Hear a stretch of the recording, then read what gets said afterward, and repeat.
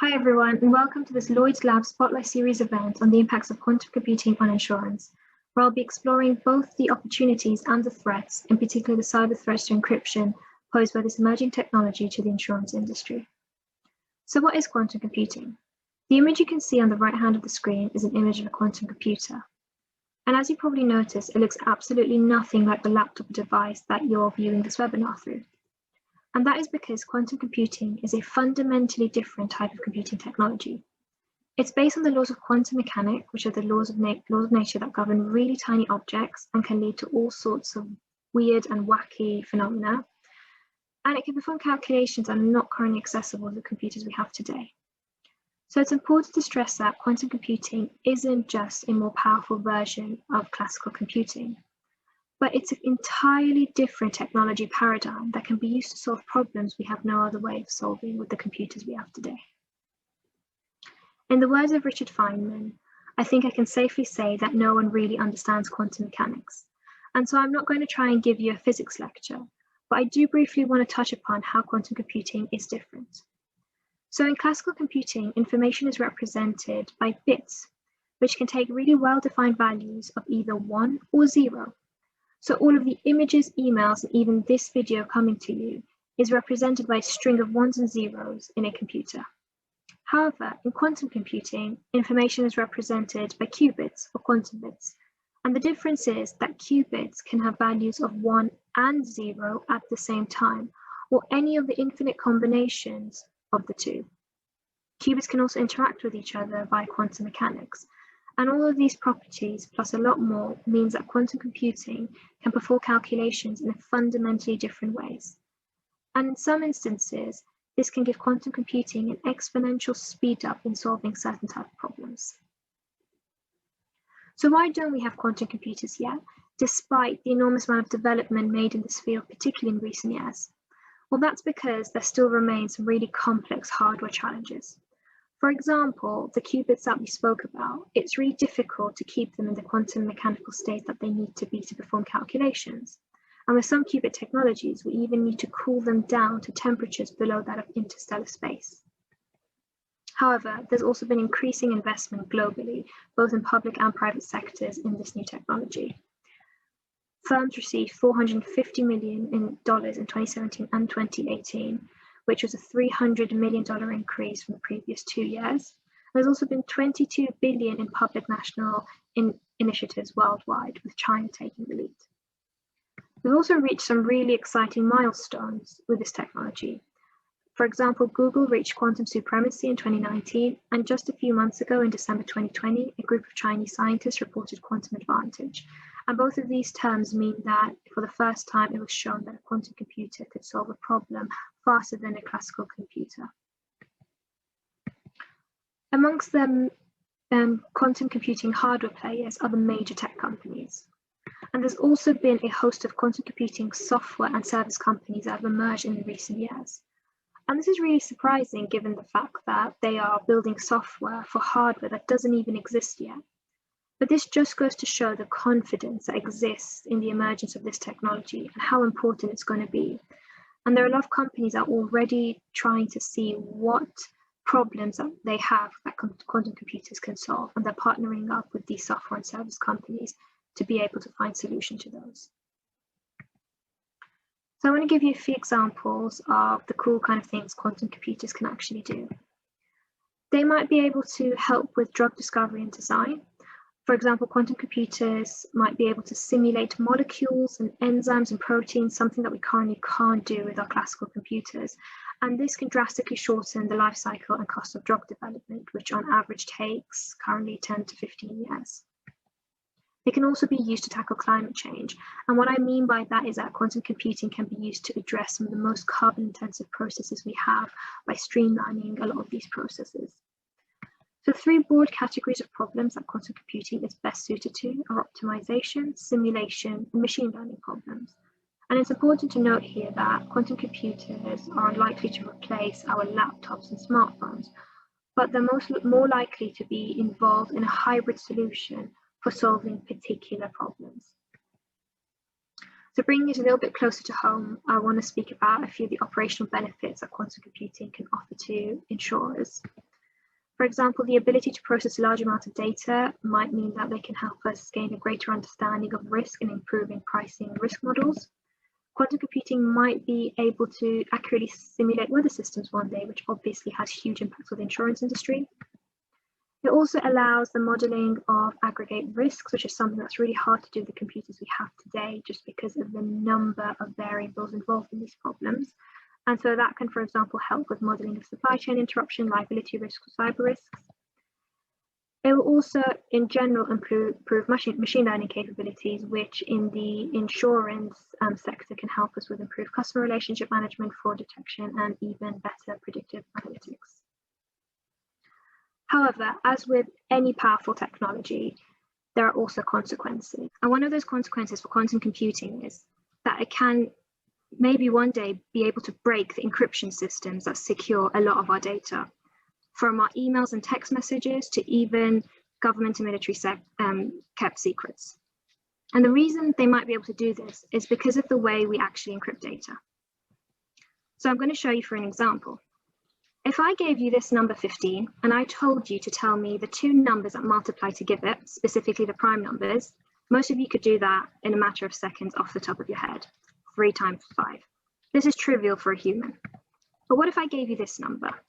You'd probably struggle quite a bit. And even if you had a handheld calculator, it would take you a while. This is really easy actually to do for our classical computers. But what if I gave a classical computer this number? Now, it turns out it's not just only incredibly difficult, but it's practically impossible for a classical computer to find the two prime numbers to multiply giving this in a reasonable amount of time.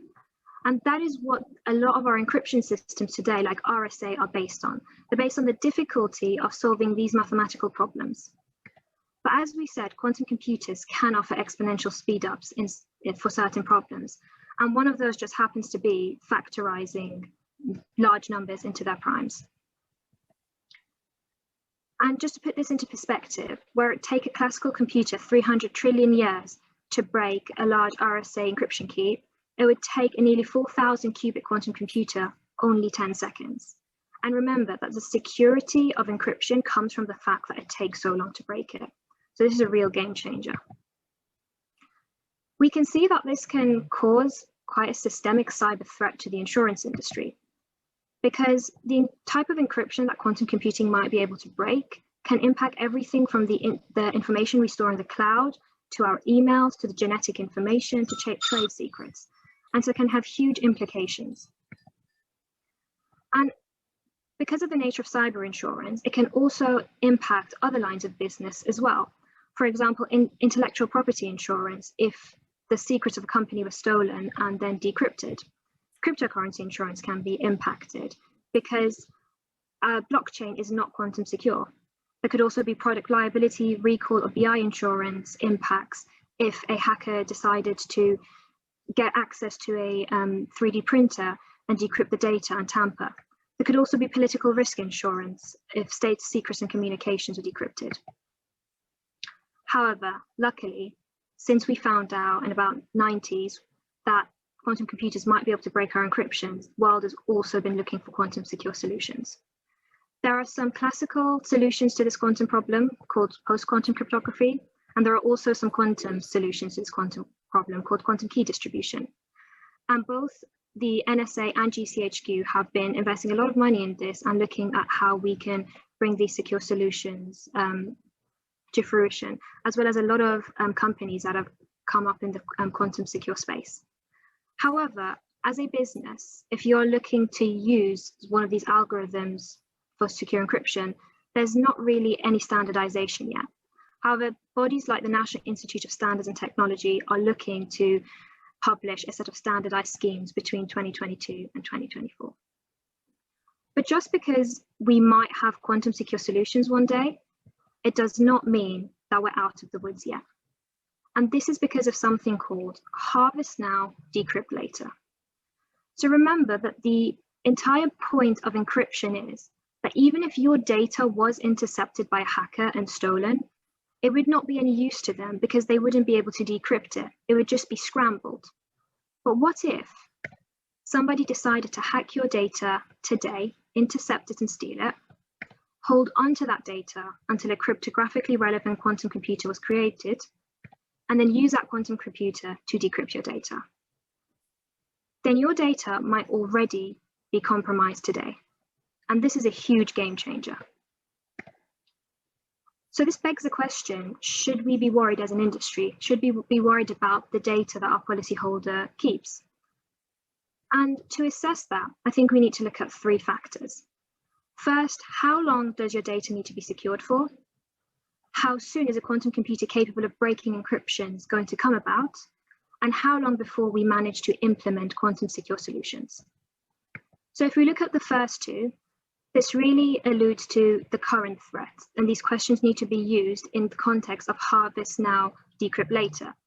So if you have a piece of information, or your policyholder has information that only needs to be kept secure for, say, the next 5 years, some credit card details are going to expire, and a quantum computer comes about in the next 10 years, then you're fine if somebody harvests your data today.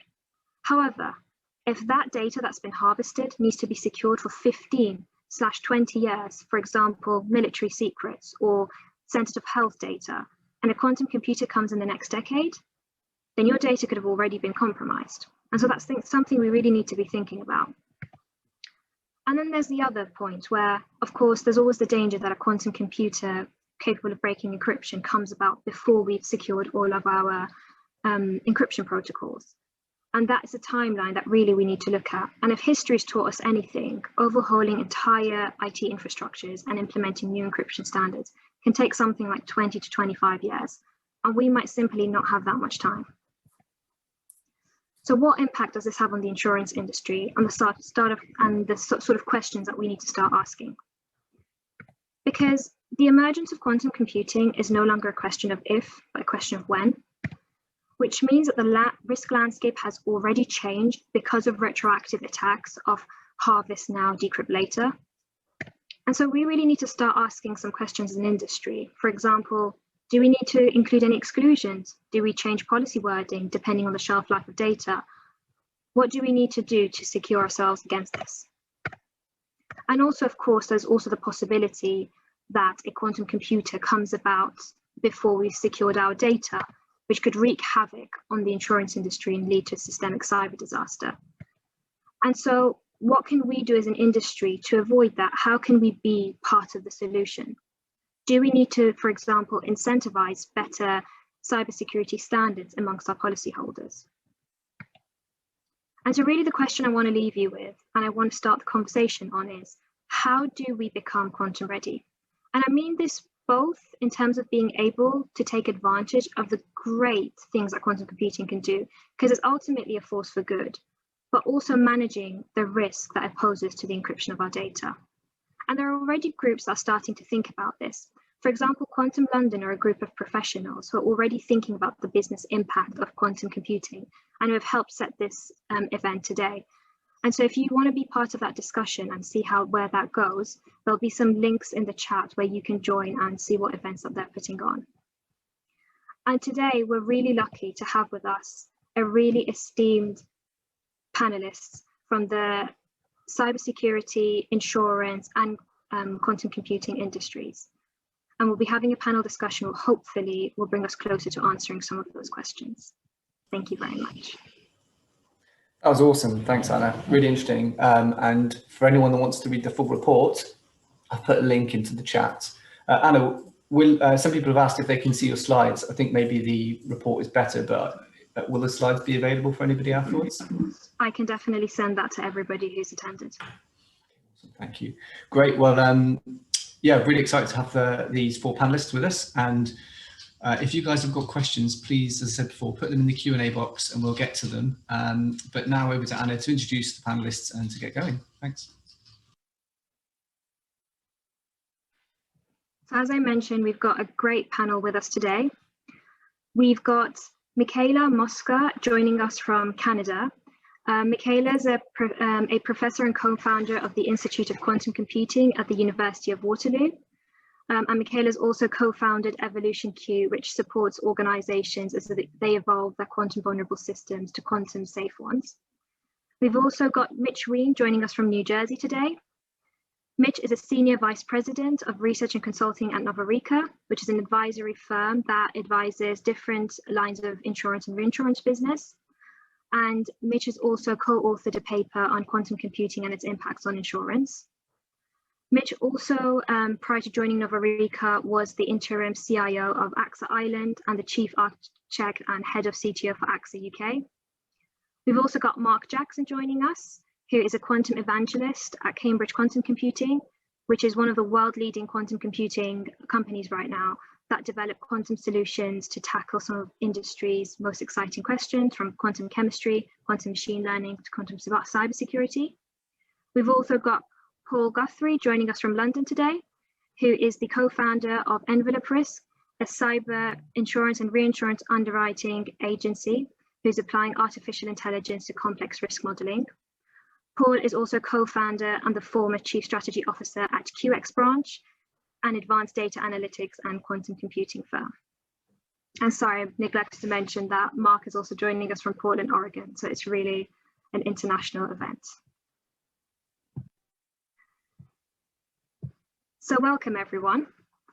I want to kick off this conversation by asking this question that, based on the opportunities and also the threats that we've just really briefly touched upon, when should insurance board members start caring about quantum computing?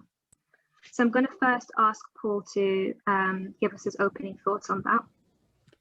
Yeah, happy to. Anna, and let me first say that your report and your presentation were fantastic. So as all of us have, we've been on a number of presentations about the quantum industry, and that was one of the best that I've seen. So kudos to you, and you have a very bright future with whatever you're going to do next in this space. Thank you very much. Yeah, and I mean that. So I would say that there's two different answers to this, because as you've laid it out, there's at least two different issues here. There's one big one about the acquire now and decrypt later issue. That's something that cyber insurers and reinsurers need to be thinking about right away. The easiest way to address that is something like exclusions, but that's not the best way to address it. You know, insurers are really trying to deliver a lot of value to their clients. They're often in dialogue with their clients and with different cybersecurity vendors about how to address these types of issues. It's something that they should be working through, because this is certainly a cat event in the making that we can see coming, and something needs to be done about it. The one caveat to that is that this is an issue that will be a very, very public issue. We're talking about it early. I spent a lot of time in Washington, D.C. I know that this is being, I still live there. I know that this is being discussed at the highest levels of government at, you know, places like NIST and the White House and whatever else. And so there will be mechanisms to address that beyond the insurance industry getting together. The second piece, when it comes to whether insurers should be paying attention to quantum computing as a data analytics tool, I think probably not at the board level yet. I think if I was still running QBranch, I would have said definitively yes, that they need to be paying attention to it. But the reason that I say no right now is that there's a couple of technologies on the route to using quantum computing, specifically around AI modeling, that the insurance industry is very much in transition towards right now, and continuing that trajectory will bring them to quantum. But it's not something that they need to be focusing on this minute. It's not a waste of time to do that. I know some firms are doing it. It's about competitiveness. It's about thinking 5 years ahead, which you have to in this space. But that's where we are right now. Thank you, Paul. Mark? Yes, so thank you, Anna, and thank you everyone for joining. It is a bit early here in Portland, Oregon, but it's great to be speaking with you all. So in regard to when insurance board members should start thinking about this, the best time to start caring about this would have been a few years ago, to be honest, but the second best time would be now. Sometimes we think that we can avoid making a mistake by avoid making a decision. And in the case at hand with quantum computing, I've had people tell me that because quantum computing is still in its infancy and it's not clear who the hardware winners will be in this hardware race, and it's not quite at the time where we have a commercial advantage in quantum computing. And so for a list of reasons, I've had people say, well, I'm kind of paying attention and monitoring this, and then in a few years when it's clear what the story is, then I'll actually do something about it. And I hate to say it, but not making a decision is making a decision. The decision is that at best you're losing any potential for commercial advantage, because when quantum computers are powerful enough for there to be an advantage, you won't be in a position to take advantage of it. And at worst, it means that you're making yourself vulnerable to hacking from quantum computing. And as Anna correctly pointed out, there are rumors that there's this harvest now, decrypt later thing. And Michele is an expert on this, and I'm sure he'll be telling us about the urgency for doing this right now. So in regard to what can be done right now, CQC recently removed any sort of licensing terms for our compiler. And the reason we did this is because we want people to start developing applications right now, because we don't really know what the killer apps are going to be, but we want to encourage people to do this and to make it completely democratic and not have to think about licensing and silly things like this. And so I would encourage everyone in the insurance industry to start thinking about quantum computing right now. Excellent. Thank you, Mark. Mitch? Yep, thank you. And again, I second the excellent presentation that you did. Fantastic, taking a complex topic and simplifying it. And that's really the challenge with dealing with senior level people at insurers. You need to take something like this, which is complicated at its root, and simplify it down to 3 themes that frankly at Novarica we use to talk all the time with CIOs, COOs, and CEOs. Selling more, managing risk better, and costing less to operate. So the question is, can this technology help us sell more? Can it help us manage risk better? And that's risk, operational risk inside the firm, and also risk associated with what we write in terms of the coverages. And then finally, how does it help us lower our cost? Now, related to all of that is security risk, which is an overlay on top of all 3. And of course, insurance is a regulated industry. So we may want to do a lot of stuff, but we may be restricted from doing it. And particularly in the United States, insurance regulation is primarily state by state. So the complexities around doing that and compliance will be very, very steep. So it's really looking at all those dimensions: regulatory, operational risk, and the 3 fundamental pillars that executives care about in terms of moving forward with this.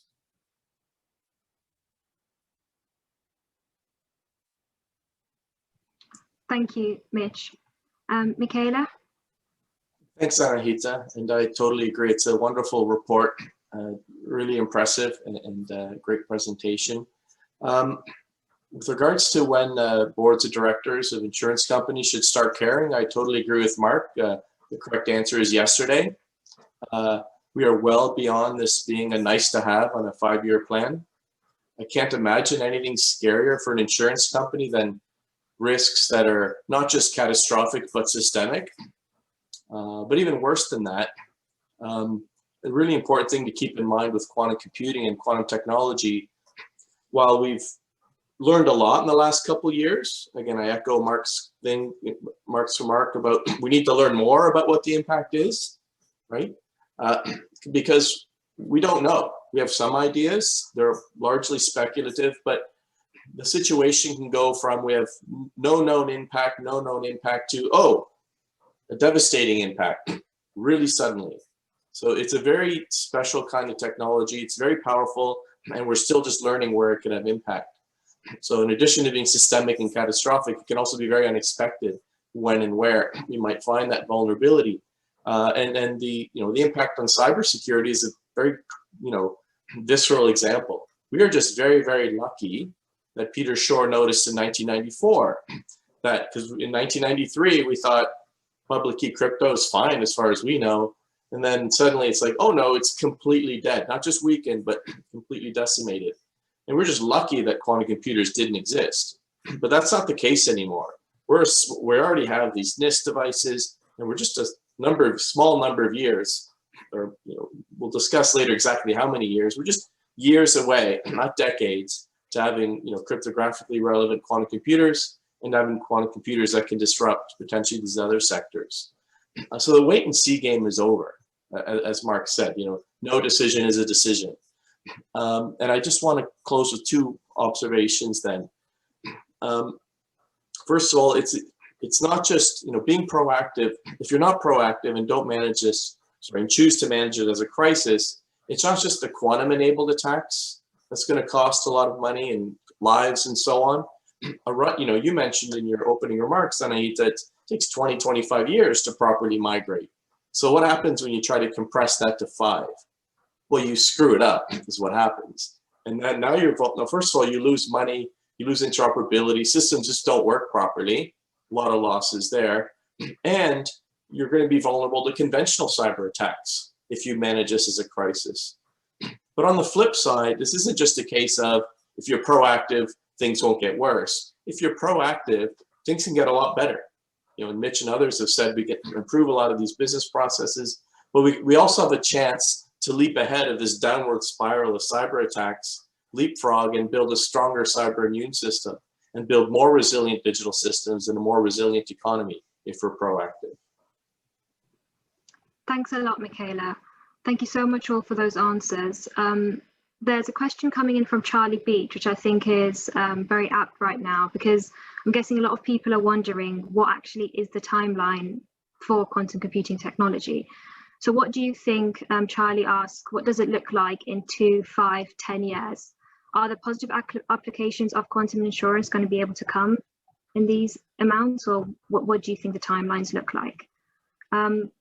Let's go first to Mitch. Do you want to take that one?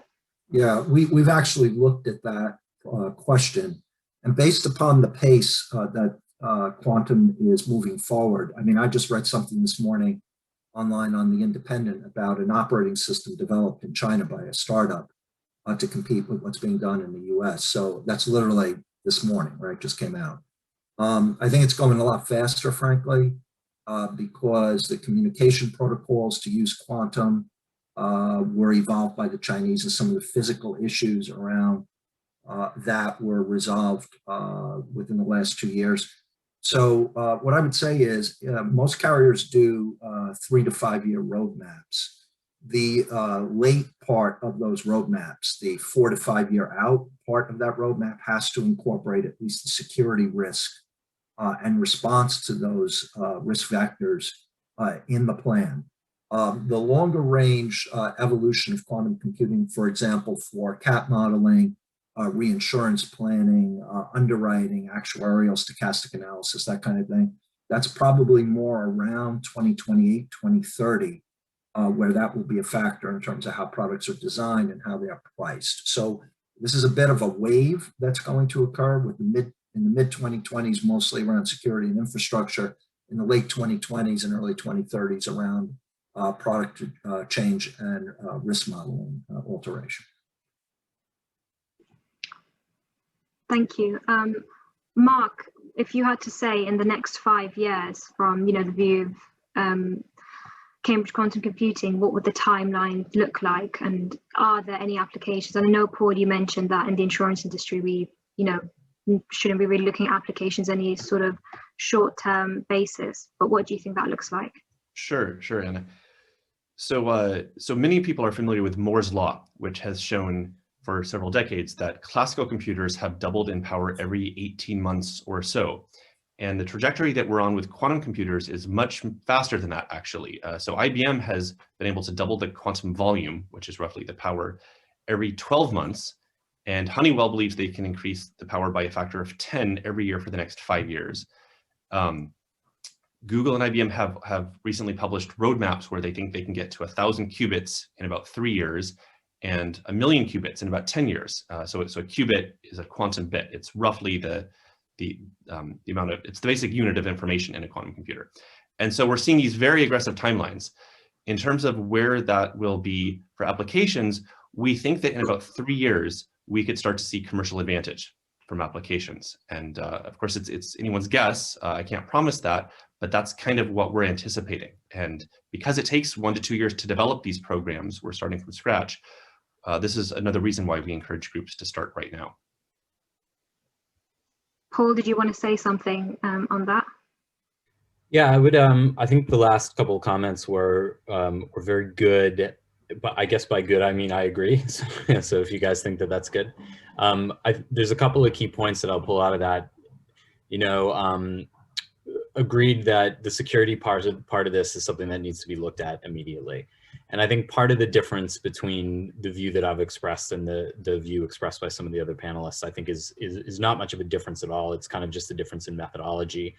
That working within an insurance firm right now, my firm right now, we run the cyber reinsurance book for MS Amlin, as well as a number of retro partners behind that, and we're one of the larger cyber reinsurers in the world. So I think we're somewhere around, more than 5% of the world. So within that, there certainly is a lot of work that needs to be done with cyber insurers, but that work, I think, will not be very productive if it's insurers navel gazing.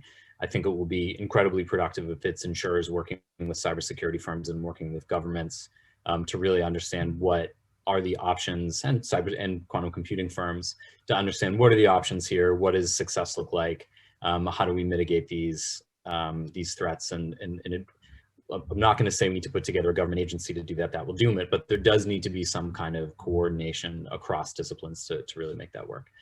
And then echoing, I think, what Mitch said, I love the idea of kind of deployment of these applications by 2028. I think it'll be a little bit faster than that, but I think that the difference in opinion between us has to do with what people think about large-term deployment of algorithms. So I would suspect that at Envelop Risk will probably be, if not the first, in the first 5 of insurance firms that are really deploying quantum algorithms. We have a number of ideas of things that we actually want to do and how it's going to help our system. We're not deploying those right now. The first ones that we do deploy are going to be pretty niche.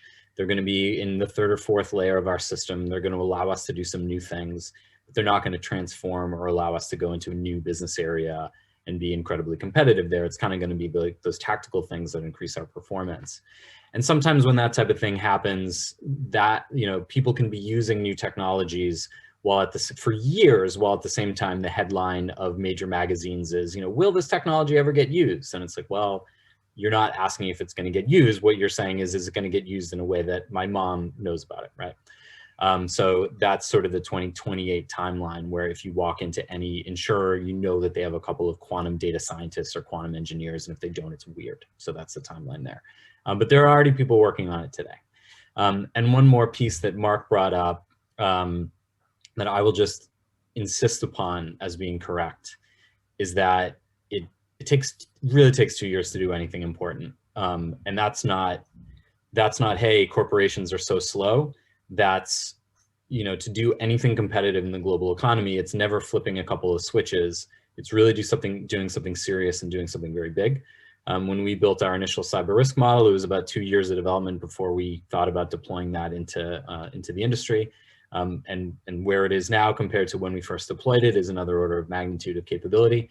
It does take these long cycles to decide to do something, to fund it, to scope it out, to understand the user requirements, to build it out, to test it, to deploy it live with a backup system. It takes 3-4 years to put a high quality piece of enterprise grade software analytics into production or into operation. And so when if your technology team is not thinking in 4-year increments and 4-year timelines, they're not doing big enough stuff, and you need to go yell at them. And if quantum computing isn't kind of on your 4-year timeline already, it's probably borderline. It probably should be. And the reason that I dialed that back a little bit is to say that I still think there's a huge amount of open sea for the insurance industry when it comes to just the use of AI. That's kind of under picked up. Thank you, Paul. We've mentioned obviously a lot about quantum secure encryptions, and there's a question in the Q&A, and I want to put this to you, Michele. How widely available and affordable is quantum secure encryption? And do we think it will become widely available and affordable for organizations to transition in time? There's a chicken and egg question here. It'll be available and affordable if they ask for it in advance, right? So if this is managed proactively, this will largely be life cycle management, right? And the whole supply chain will gradually move over to the better type of crypto, at least with regards to post-quantum cryptography. there'll be some additional costs at the beginning to do the analyses and to map out these roadmaps and to do the vendor engagement, but it's round off error compared to the overall budget for these IT transformations and updates. And then with regard, but I think we desperately need to do more than just reestablish the status quo. So the status quo in cryptography is unacceptable from a risk perspective, right? Because if somebody finds a mathematical algorithm to break today's crypto, it doesn't have to be quantum. We have systemic collapse of the economy, basically. So you could say the risk is small, but times when you multiply it by the impact, it's unacceptable at this point. And it's going to get even worse because it's not just about, as you've already mentioned, this isn't just about leaking PII. We're talking about systems collapsing and ultimately critical infrastructures, IoT, 5G, implanted medical devices. So the stakes are getting higher. So even a 1% chance is unacceptable. And one way to do better than reestablish the status quo is to integrate in quantum cryptography, not as a replacement, but as an additional layer of security. And I think to the security people, I would say our job isn't to build the quantum internet, isn't to build these global, quantum communication networks, just like we didn't build the classical internet. It was built. And so our job is to figure out how do we use it, and how do we secure it, and so on. So the quantum, physicists and engineers are going to build global quantum communication networks. And yes, there will be some cost to turn them into, viable QKD networks. It's one thing evolutionQ does to make it really easy and cheap. And so in the short term, we can, at almost no cost, very little cost, because the preparation is really software and design and so on. And we can start testing and prototyping. And over the coming years, there'll be greater and greater, and I think affordable access to the physical, more and more affordable access to the physical platforms. But the planning and the starting can happen now. And as you get a bigger customer base, really the prices will continue to go down and really not be a significant factor in your overall IT or security budget. Thank you.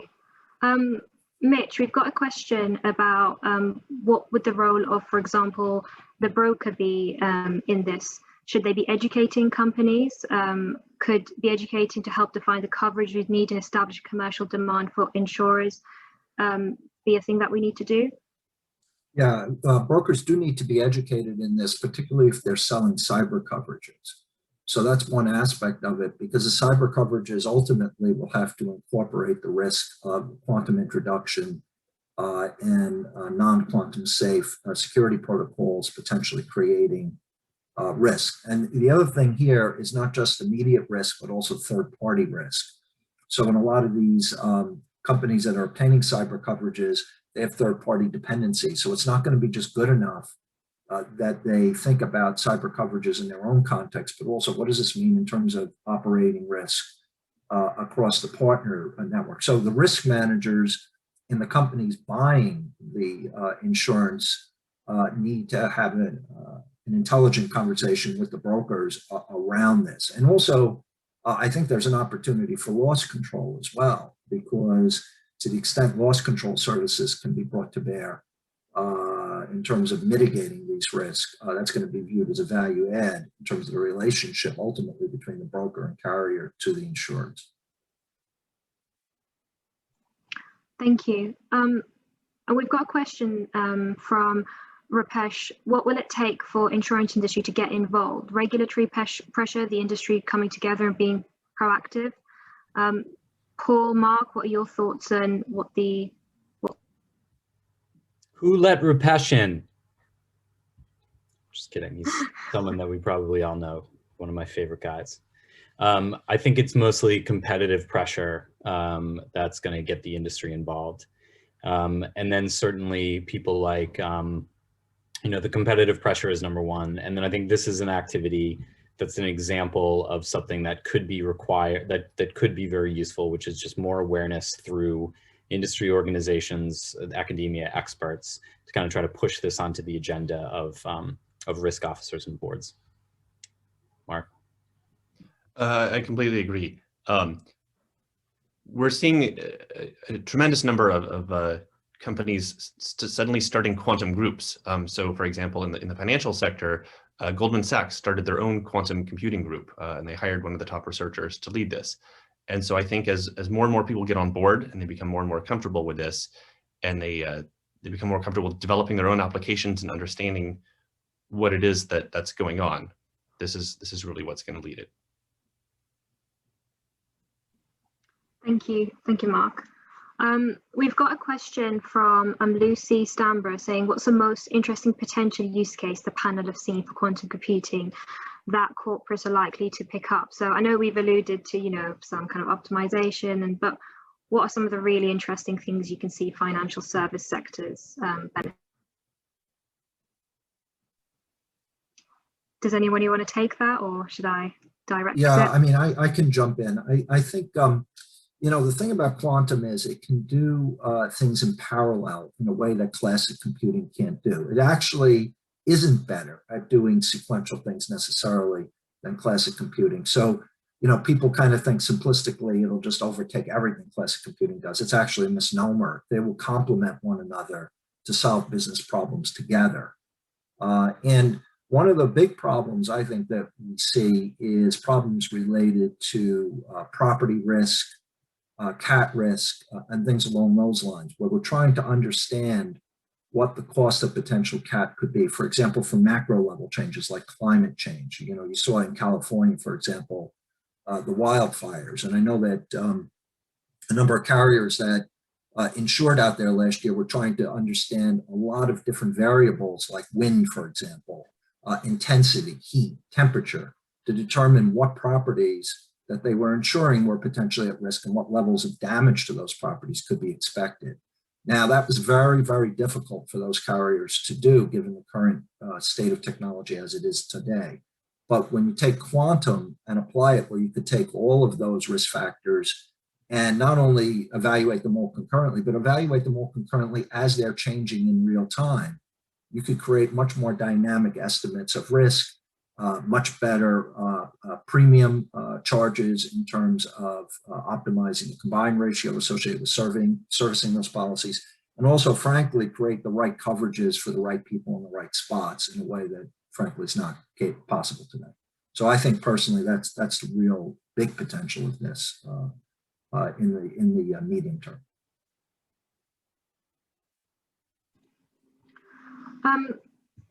A question around the role of insurers in incentivizing better cybersecurity. So do we have a role to play in this, and how could that, for example, work? Would it be something like you don't provide insurance if somebody hasn't gone to, post-quantum cryptography standards, or what could that sort of look like? Yeah, I mean, I guess I'm sort of maybe the native cyber insurance person on this panel, so I can address that, though with the caveat that I'm not an underwriter and that I'm a lowly reinsurer rather than insurer. But I'd say that this is a very important issue that's broader than just quantum.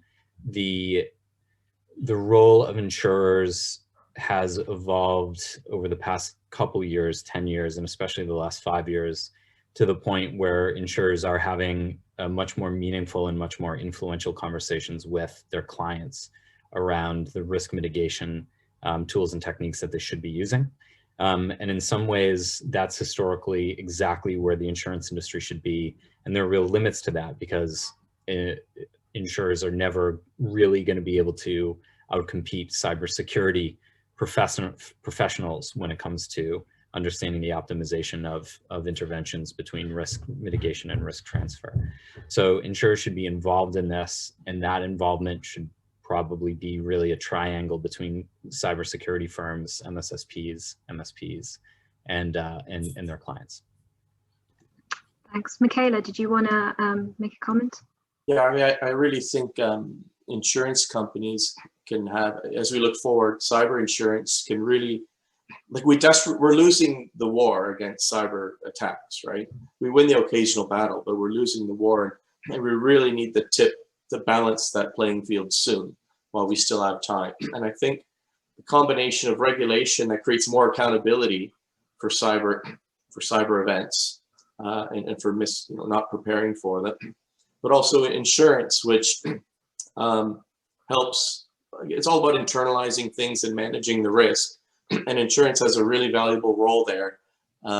If you get lower premiums because you're following better cyber practices, that can really start changing behavior in a very systemic way.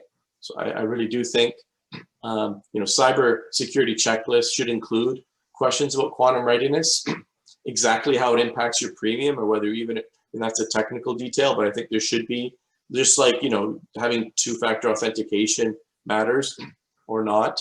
You can start articulating best practices and put these on questionnaires, and again, start impacting premiums. Like using quantum safe cloud services to handle PII should get you a lower premium than if you don't, for example. But this should be, it'll evolve as we get more and more understanding. But I really think this can meaningfully, materially impact, the resilience of our digital systems. Thanks, Michele. We've got a really great question from Karen Pinto. Says, keen to understand what an insurance company could do if they wanted to be proactive, engage with quantum and get ahead. What shape does this take? Is it a collaboration with a quantum company, POV around a specific use case? And are there any example of insurers looking to do this? So Mark, do you know of any examples of insurers, or what can insurance companies do? Yeah, that's a great question. And off the top of my head, I'm not aware of any insurance companies that have done this, but we certainly have had a lot of engagement with industrial partners. So the first thing that I would recommend for applications is speak to someone, such as us, about a proof of concept project. So as has been mentioned, it takes about 1 to 2 years to do any sort of project which might feasibly be commercialized. And so speak to a quantum group about certain problems that you have some bottleneck in, some problem that you think quantum computers could potentially help with, and they could tell you what would be feasible in the short term, in the next few years. And so that would be the first thing. The second thing would be training. So part of the training includes developing quantum expertise internally and understanding what quantum computers can do, and then just educating employees in general about what quantum computing is. Even if they're not going to be on the quantum side of things, having some familiarity with things, just because I see so much misinformation about what quantum computers are and the status of things.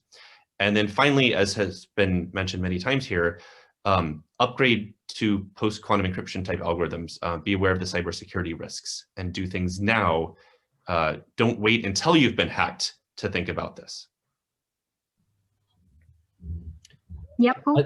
I'd just maybe say that so that's right, Mark. And from my experience in the insurance industry, I think there's a more holistic answer to that too, because there's other tech around machine learning and automation and different types of modeling that insurance firms could also get a huge amount of benefit from, that's being underutilized, and those technologies ramp into quantum computing. So I think in general, in the insurance industry, adopting more of an R&D type approach that is looking at the confluence of market opportunities and technology growth over the next couple of years, and prioritizing those by expected impact, and being aware of the different technology trajectories. And I guess most critically, honestly, the biggest problem is just seeing technology as an opportunity rather than as a tax. Because the truth is that when a company transitions its technology base, it realigns the power structures within that company, which is why all companies are afraid to do it. If not at the top level, then on the middle levels. And so if you're not aligning your company now to be responsive and to exploit emerging technology opportunities, quantum is not going to be the thing that makes you get it right. It's something that you should do now, and you should do it for its own sake, not just for quantum. Thanks, Paul.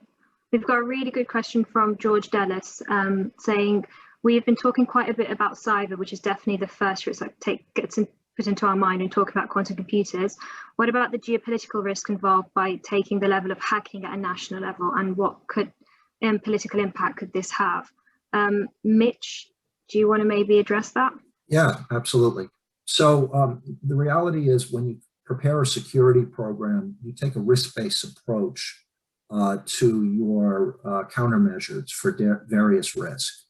And when you think about the NIST framework, cybersecurity framework, that's what it recommends that you do, because not every company can or even should protect itself against state actors like Russia, China, or terrorist organizations or what have you. Most insurers are going to be frankly hit more likely by internal risk, actually internal people stealing data, or criminal gangs that are stealing and harvesting the data for purposes of resale. So what you have to do is create a layered approach, which other people on the panel have mentioned before.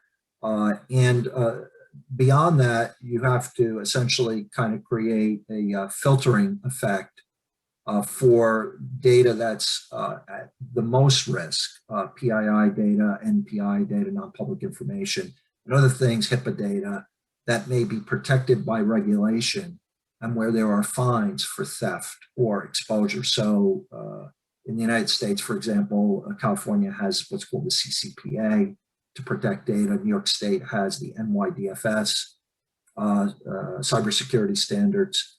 And these things will have to be adhered to in the context of specific types of data that if you don't do it, there's regulatory fines. So creating the right levels of security for the right data contextually and understanding what risk you're taking on will be correct. And I just want to add one last point to that, which is about cloud, right? So the reality is companies won't be able to transition their infrastructures to be quantum safe in the near term. That's not possible. It's just too complicated for most companies, including insurance companies. So the reality is that there will be a push to ever greater uses of the cloud and quantum safe cloud environments, because the reality is the cloud providers have the security professionals and the infrastructure mass vis-a-vis the capital available to them to put in the right protections. So what I can envision is that as we create this layered approach, more and more of stuff that needs to be protected will be in those kind of highly secured, if you will, virtual fortresses provided in the cloud environments. Thank you, Mitch. We've got a question from Neil Kempston on what are the implications from quantum computing for Bitcoin and cryptocurrencies in terms of mining, security, and price. I guess that's a really big deal since, you know, Lloyd's market has been offering insurance for cryptocurrencies. Does anybody want to take that one? Yeah, Michele? Yeah, and Mark next. So we've done detailed analysis of the cost of trying to mine faster. That's probably not the most important impact, but you can steal, you know, the wallets, like, so that there's other ways. So actually we wrote a white paper on this as well. And so I think the biggest risk, for example, is the ability to steal the Bitcoins. There's other risks you can look at, but the first order, mining faster, maybe not my biggest concern, but the ability to steal them. And then I guess on top of that is just the meta risk of loss of confidence, right? So even if the quantum computers aren't being used yet, the fact that people think they will be shortly, that could devastate the market as well. Mark? I would have said exactly what Michele just said. Mining is not efficient, but stealing is. I think we only have time for a few more questions. One of them I wanted to ask is, what quantum computing milestones can an executive, for example, an insurance company, be looking out for that would let them know that quantum computers big enough to break encryption are coming, or that useful quantum computers for applications are coming? What are some of the things we can, or are there anything that we can be? Sure, I could. I mean, the biggest and most critical one is a demonstration of a fault-tolerant logical qubit, which could happen in the next 1 to 3 years with significant likelihood. Our recent threat timeline surveyed 44 thought leaders. And when that happens, and IBM's roadmap actually earmarks that for 2023. This is a very short-term milestone, which then will enter a new phase of scaling these logical qubits to the point where, well, on the one hand, you could say, then it's a question of what is your application. But for cryptanalysis, we know we need, 4,000 or so logical qubits, but you might have an application that only needs 100. So that'll happen sooner. you might have an application that needs 40,000. That'll happen a bit later. But when that logical qubit emerges, we're going to be in a sort of home stretch. Thank you. Could I just ask everybody to maybe give a bit of a closing statement as well, in regards to something that you really want everyone attending here to take away? So should we start with Paul? Sure. I think overall, the part of the reason that I'm so interested in this technology, a lot of my career has been around technology. I spent like 10 years at NASA. One of the reasons that this particular tech is so interesting to me is that it's going to really change the world pretty quickly. And that will happen with very little warning, because as we get close to these things really scaling and beating classical computers, a lot of the really interesting work is going to be done secretly and proprietary in order to gain a quantum advantage. Or not a quantum advantage, but a business advantage. So this really is, despite what I said earlier about needing to fit into a portfolio of things that you pay attention to from the technology perspective, this is really something that is going to transform the insurance industry on the opportunity side as well as on the threat side. And it's really something to pay attention to as soon as possible. Thanks, Paul. Mark? Yes, I would say there's no longer any excuse to not have expertise in quantum. A lot of them, including IBM, have placed their quantum computers on the cloud for free. You can access the low-end quantum computers for free right now. Just create an account. As I mentioned earlier, we have made our compiler called Ticket publicly available without any licensing, and so you can download it now and start writing quantum applications. And it's completely hardware agnostic. So no matter who wins the hardware race, you can use your program just as easily. And there's a lot of resources online to learn about quantum computing and to be trained in it. And so, so again, there's no longer any excuse to not get involved in this. And sorry, Mark, I'm not sure if we touched on it, but a question that just popped into my mind before we go. Would we have to all have a quantum computer in our office spaces to access them? No, that's a really good question. And no, it's sort of like the early days in the 60s when the computers were really big and fit into a room. But fortunately, we don't have to have them in our office.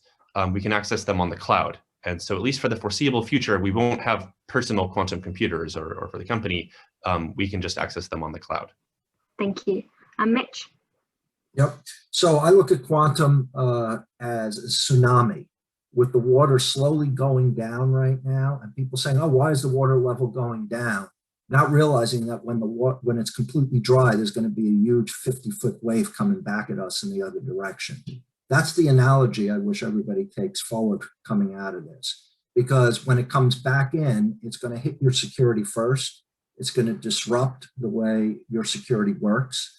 Then it will start disrupting the way you do risk and underwriting analysis, the way you do reinsurance, the way you interact with agents and brokers, and ultimately, in the longer run, could change the way we do risk pooling, which has its core is insurance, how we pool risk. So when the tsunami is fully here, insurance as an industry will no longer exist as we understand it right now. So that's what I want to leave you all with. Thanks, Mitch. And last but not least, Michele.